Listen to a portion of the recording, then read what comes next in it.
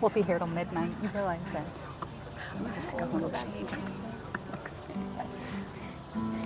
We've had enough talk. They're all melting.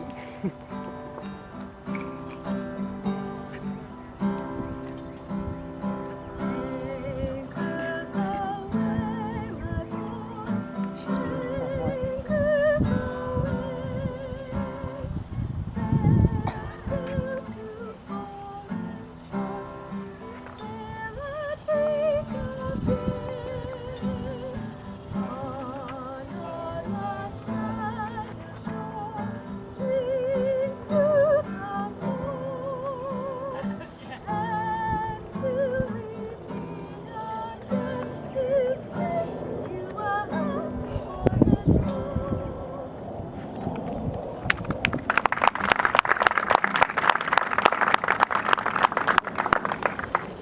Welcome everyone. We're so glad you're here today in this nice, cool Hilton Head day, and we're here to honor Dwight Blakeslee and his service in the United States Navy. Thank you all for coming out today. We have a little ceremony for this wonderful man, our patient, your friend, your comrade. Thank you all for being here, folks of the church, Sea Island Chapel. What an honor it is to be here with Mr. Blakeslee. And I thank you all from Hospice Care of the Lowcountry for being here. I welcome the Bluffton JROTC cadets and everyone here. Raymond, our chaplain at Hospice Care of the Lowcountry, is going to say a few words.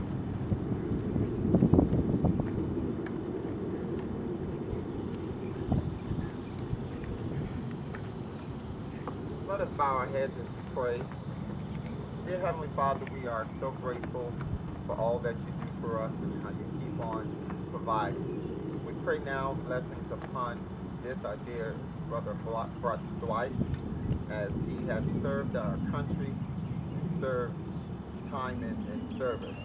So continue to bless his life, continue to live his legacy, be a memorial to all of those that know him and love him. And we also pray for those that are yet serving, fighting for the freedom of our country and other countries, those that are yet still serving and fighting in wars. Keep them covered, that they all can come back home safely. We ask you bless those that came out on today, bless this service, and bless us. In Jesus' name we pray. Amen. Amen. Amen. One of the programs at Hospice Care of the Lowcountry is our We Honor Veterans program, which is why we're all here today. And Colonel Mac McGahee is one of our veteran volunteers.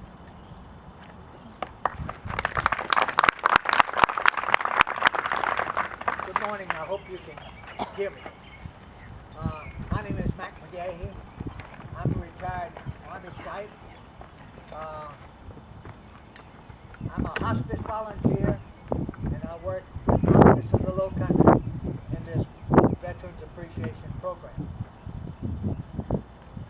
I would like to take just a few minutes and talk about Dwight, being as all of his friends are here today, and also to give you a little background on what I think he went through, both in his life and his military experience. World War II officially started on 1 September of 1939. As Dwight was growing up, first he experienced, of course, the Great Depression. After that, he witnessed in 1937 Japanese invading China. In 1938, he witnessed Hitler going into Austria and then going into Czechoslovakia. In 1939, going into Poland, where the British and the French had a mutual defense treaty. Therefore, they declared war on Germany. 1 September, the official date of the beginning of World War II. This was followed up, of course, by the bombing that took place in Britain took place with the invasion in France in June of 1940. In 1941, the Germans made a terrible mistake. They invaded Russia, which meant that eventually they would have to fight on two fronts. Going back now to my friend, he participated in Normandy Beach on D-Day. He also, in addition to participating in the Atlantic area of operation, also he moved to the Pacific. In the Pacific, he was there during Okinawa, the Battle of Okinawa. As we get into D-Day, and we all know that D-Day was on 6th June of 1944, we go on into the Battle of the Bulge that took place in December of 1944 and January of 1945. And then the Americans were able, because of the defeat of the Germans in the Battle of the Bulge, where there were 88,000 casualties, significant number of people. The war in Germany began on 7 May of 1944. At that time, our friend is in Germany, in the Atlantic, moving to the Pacific, where he will then be engaged in Okinawa. Going forward from May of 1944 into 1945, several very significant things took place. Number one, on the 12th of April of 1945, President Roosevelt died. On 1 April, 12 days before that, was the invasion of Okinawa. Okinawa, we lost 14,800 men on Okinawa. The Japanese lost 77,000. Just as significant, there was estimated at least 74,000 civilians that were killed or committed suicide on Okinawa. When President Roosevelt died, President Truman took over, and according to what I have read, and I don't know this to be factual, that President Truman did not know about the Manhattan Project. The Manhattan Project was the development of the atomic bomb. When he was briefed on this after assuming the presidency of the United States, he then was faced with some very, very serious decisions early on in his presidency. It is estimated after Okinawa that if we invaded mainland Japan, that we would suffer at least 100,000, and an estimate went up to 200,000 American casualties. At this particular time, and going back to my friend, now you have to remember that I was a soldier, not a sailor. Dwight educates me a lot on our visits about an LST. And he was on an LST, and I didn't know, quite frankly, what an LST was. But I bluffed my way through it. Do you know what an LST is? Landing, ship, tank. A long, slow target.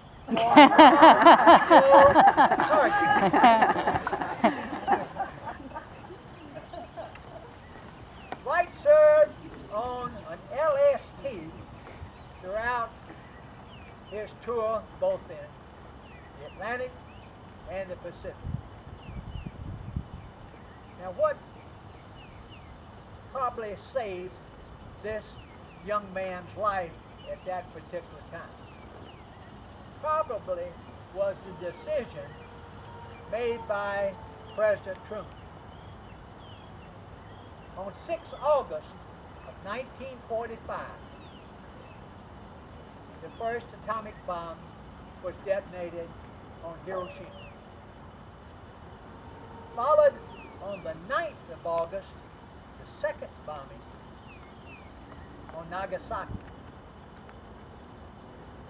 These two bombs resulted in 124,000 deaths.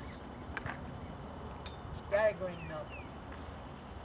But can you imagine what the number would have been of whites and other young men that were on the way to the Pacific to participate in the invasion of Japan had it happened?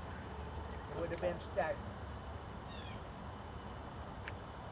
As you look back and you say, well, who were the heroes when we had World War II? And I think the answer is number one, those individuals that did something that was heroic, that was witnessed, documented, and they received an award. Second, how about the 407,000 Americans that died during World War II? Were they not heroes?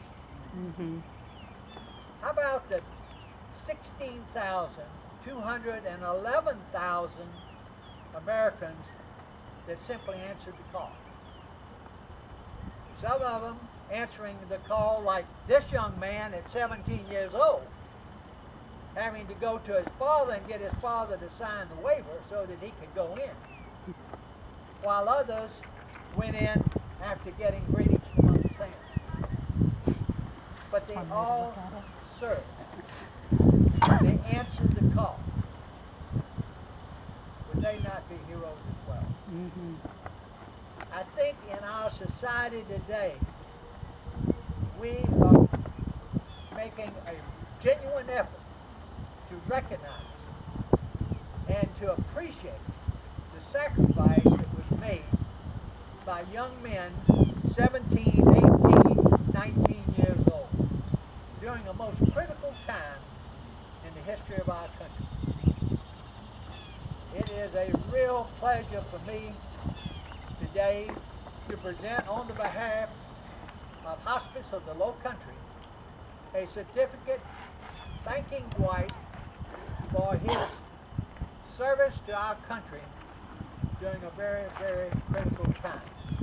I thank each of you, and it means a lot that you would come out on a warm day like this to help celebrate this honor that we are giving to this wonderful man.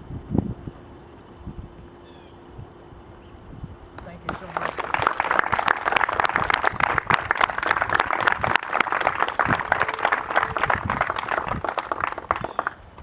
I hope you don't mind if I don't stand up.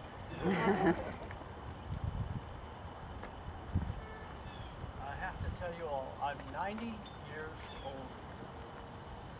I've lived a very full life, and the life that I shared with my wonderful wife, Angie, for 65 years. And in that life, not only did we see a lot of this country, but we chose to